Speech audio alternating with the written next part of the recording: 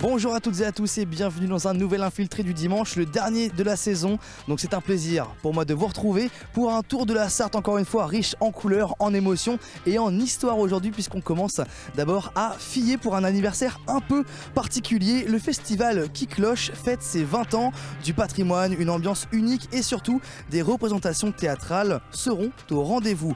Ensuite on enfile nos baskets et direction la Suze-sur-Sarthe pour une color run, un moment haut en couleurs au sens propre comme figuré, entre sport, bonne humeur et explosion de poudre colorée. Puis cap sur Bélier où l'on célèbre les 50 ans de la Transvap, un lieu chargé d'histoire mais aussi de bénévoles passionnés qui ont fait vivre cette aventure pendant un demi-siècle. Et enfin on termine cet infiltré et même du coup la saison en beauté avec un classique, Le Mans fait son cirque, un événement festif, populaire qui émerveille petits et grands. On revient sur cette 24e édition qui a mis une fois de plus le monde circassien à l'honneur. Allez, enfilez vos baskets, c'est parti pour un nouveau tour de la Sarthe.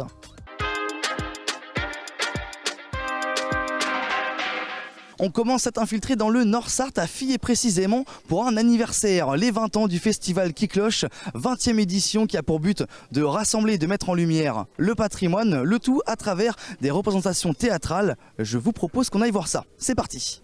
Ça y est, nous sommes bien au cœur de Fillet pour le festival Qui Cloche. Les préparatifs se lancent et je suis avec Sylvie. Bonjour. Bonjour. Vous êtes la présidente des festivals en pays de Haute-Sarthe et donc vous gérez tout le festival Qui Cloche. Oh non, je gère pas moi. Enfin, je suis la présidente, mais je suis entourée de gens compétents qui m'aident à gérer au mieux ce festival qui fête sa 20e édition là cette année. Bah justement, bon anniversaire.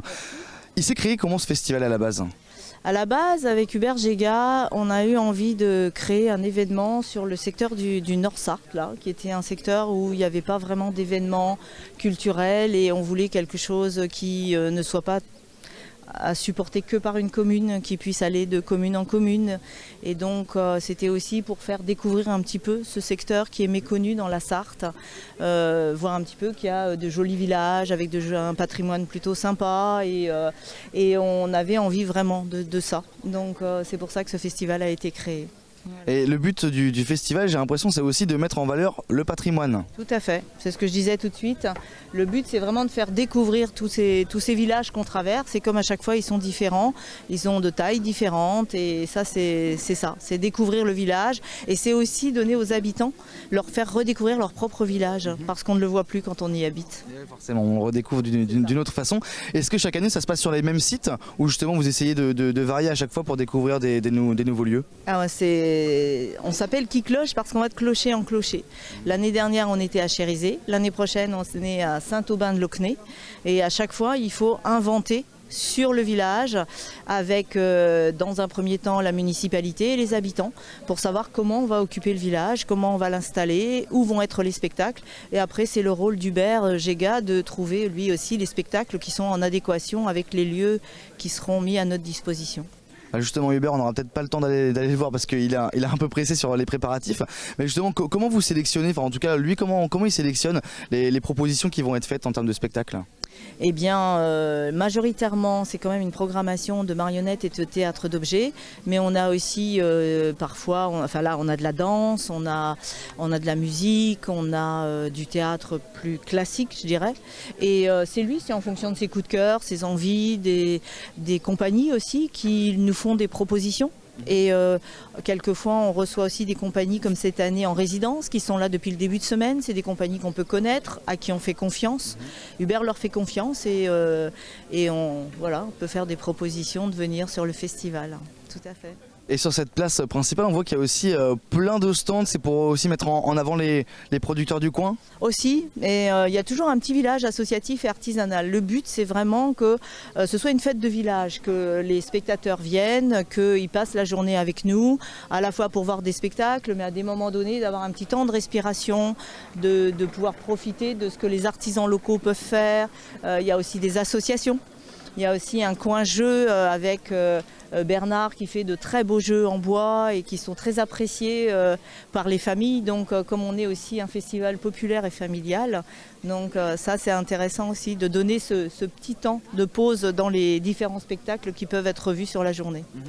Là on est la journée du dimanche, donc pour vous c'est pas la première journée du festival. Comment ça s'est passé les premières journées, la première journée? Hier soir c'était très chouette, il y avait pas mal de monde, je dirais on était 400-500 peut-être. Il y avait 3 concerts, 2 spectacles et comme il faisait beau, les gens sont restés plus tardivement et je pense qu'ils ont pris beaucoup de plaisir à être avec nous, donc c'était bien. Est-ce que vous pouvez nous parler un peu de la première représentation qui va avoir lieu aujourd'hui, vers 11h15? C'est pas moi qui pourrais vous en parler le mieux, c'est Hubert. Ce que je peux vous dire, c'est qu'on a une compagnie qui vient de la Nièvre, qui est une jeune compagnie qui est en résidence là toute la semaine au niveau de l'école, qui est une compagnie qui fait de la marionnette à gaine. Donc vous savez les marionnettes comme Guignol quoi. et c'est donc une marionnettiste, donc Anastasia, et un musicien Léandre. Donc voilà, à venir découvrir impérativement.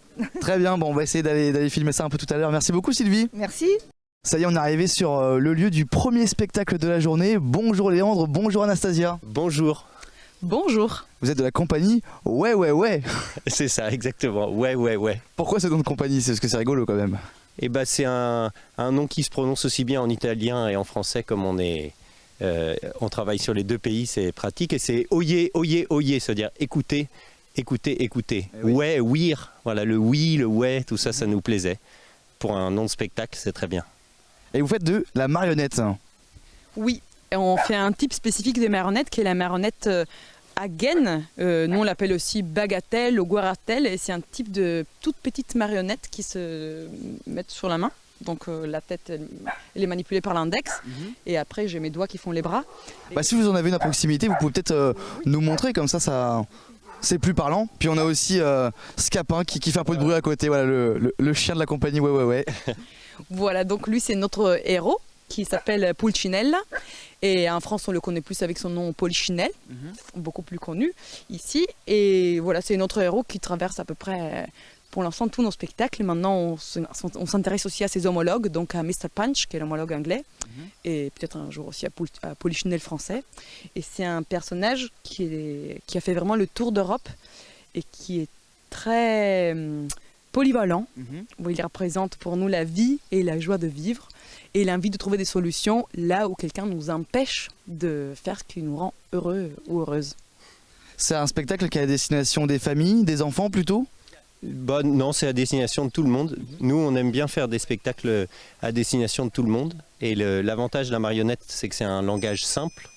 Et la simplicité, ça touche tout le monde. Voilà. Du coup, en effet, c'est abordable pour les enfants, mais ça parle aussi aux adultes puisque c'est une écriture symbolique.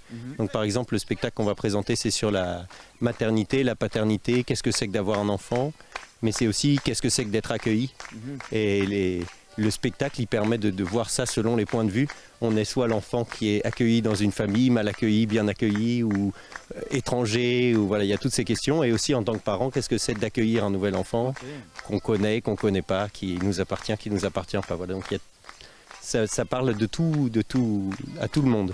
Et notre public idéal, nous, c'est vraiment pour tout le monde, pour aussi bien les enfants, les adultes, les grands-parents, voilà, ça parle à tout le monde. Et pour conclure, vous m'aviez dit juste avant qu'on allume la caméra que vous étiez plutôt dans le mouvement et moi dans la parole, Anastasia.